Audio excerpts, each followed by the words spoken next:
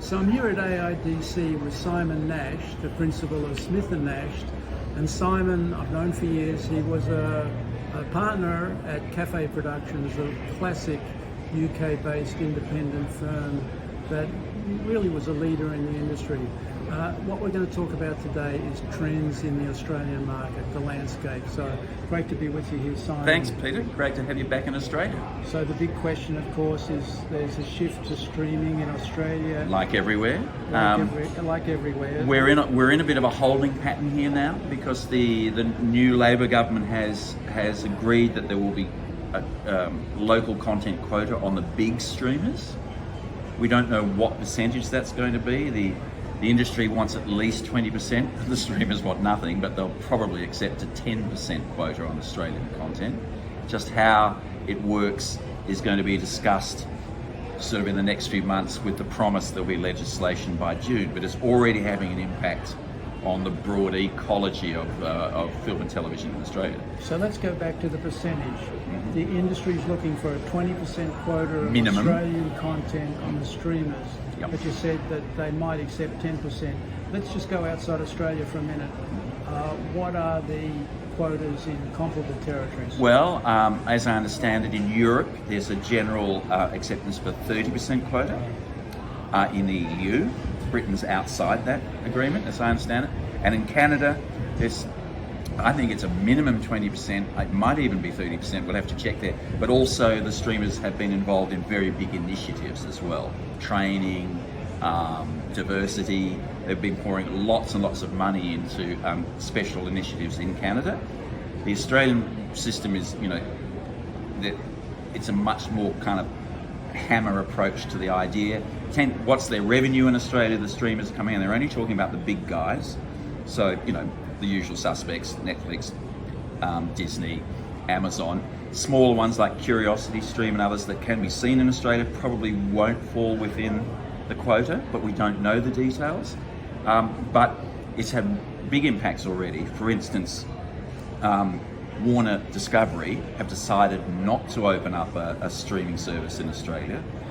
Better that they can just sell their content to one of the existing media companies, and in this case, Fox has put in an unknown figure, but apparently a pretty huge figure. It's a huge output deal, right? It's a huge output deal, and probably makes good sense for Warner Discovery, because why open another loss-making streamer competing in a very crowded market? Just take the money and run. Yeah, also with the liability of being responsible for meeting the quota. Exactly. Why would they? Yeah. So Warner Brothers Discovery has decided to be an arms dealer in the case of Australia. They're not going to launch a platform. Yeah, That's exactly. the classic description of Sony. That's right. The arms dealer versus the platform, which for instance, Disney are launching. Yeah. Meanwhile, the existing streamers themselves, all here, but haven't had to play much in the local content department at all. Got a pretty free run, making huge revenue out of Australia. It's a multi-billion-dollar income stream for them, one of the bigger markets for them actually. But they've had kind of like no responsibility or requirement to do local content, with the exception of the local SVOD, Stan, which is owned by one of the big media companies here, not Murdoch for a change, the Channel 9 Fairfax newspaper group. Stan has been operating for 4 or 5 years. It has a commitment to local production, particularly drama, but they're doing a lot of docs as well, investigative stuff, and that's their point of difference. So in fact, the quota doesn't necessarily do them a big advantage. In terms of the industry, the producers like us, the question is going to be, if you suddenly put in a quota, there will be inflation in the system. There's only so many editors and DOPs and producers and directors here, because the system, it's not as big as the Canadian market or anything like it. It's sophisticated. It hasn't had the tax leverage financial support of Canada, so you don't have the production and you don't have the turnover through the system. Don't have the scale, exactly. Right. And so, as a producer, while I'm absolutely in favour of having quota requirements for these guys taking a lot of money out of our system and not putting anything back, I am, as a producer, concerned that my rates for my editors and my DOPs are suddenly going to go up, and how do we equate that to the income coming in? So we'll need to see how it plays out.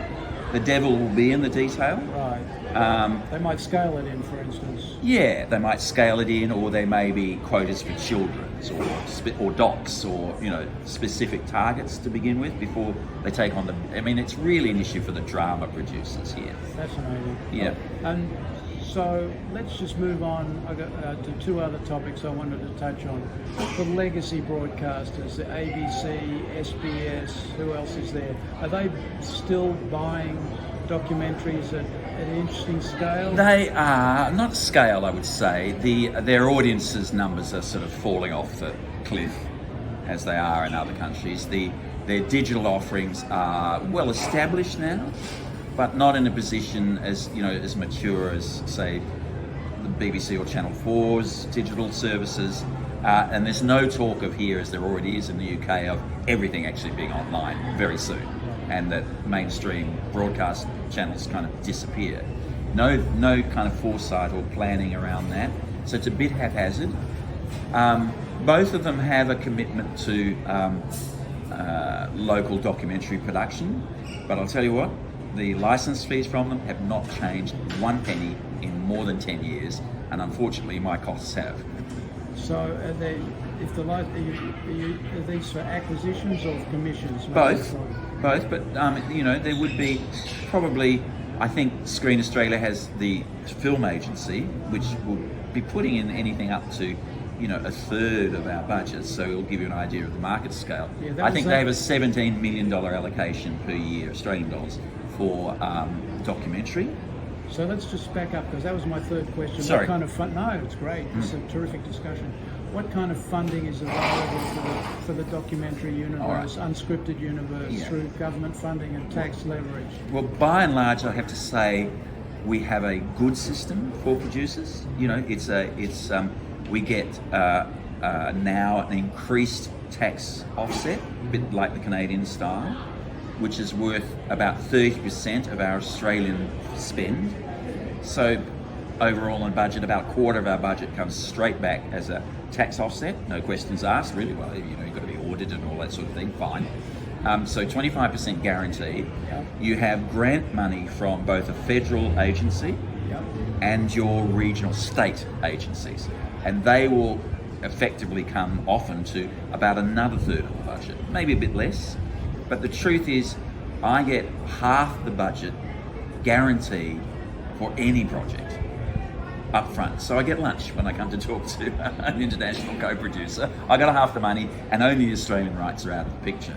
So it's a generous system. Plus there's development and special schemes for Indigenous productions and for promoting diversity and that usual kind of liberal democracy approach to things. So I'd say overall it is a pretty good system. The problem for us is the domestic market is very small. It's very constrained. So only so many doorways to go through with your project here, and you have to have a local pathway to audience to get the grant money. And they're not commissioning at the scale they were because because it's tighter. Exactly. So on one level, we've had the increase in the tax offset. We've got the coming of quotas, but we've got a much more constrained local market that we have to fit all that production through if we're going to get the big bucks from the public subsidies. So it's a bit of a difficult situation until the streamers become those pathways to audience, and then maybe that's where we hit the sweet spot. Well, let's hope they all remain commissioners and don't follow Warner Brothers Discovery and becomes arms dealers and sell, international programming inside the market. Yeah. Well, keep in mind we have all the usual players here of the global scene, the Fremantles and all of that. They're all here. They all have local offices. They all produce for both the local market and formatting abroad. So us small local producers, we're kind of like the mice that run between the elephant's feet, nimble, but you've got to be on your toes all the time. Yeah, it's a revolutionary era worldwide as we move to streaming. And Simon, that was a really great conversation. Thank you. And welcome, Peter, and good to have you back in Melbourne. It's great to be here. I just love it. And did you notice we got a cool change? Our hair started blowing around. Yeah, welcome classic. to Melbourne. Welcome to Melbourne. 4 seasons in one day. Thank you, documentary business viewers and PAC viewers. Thank you, Simon. See ya.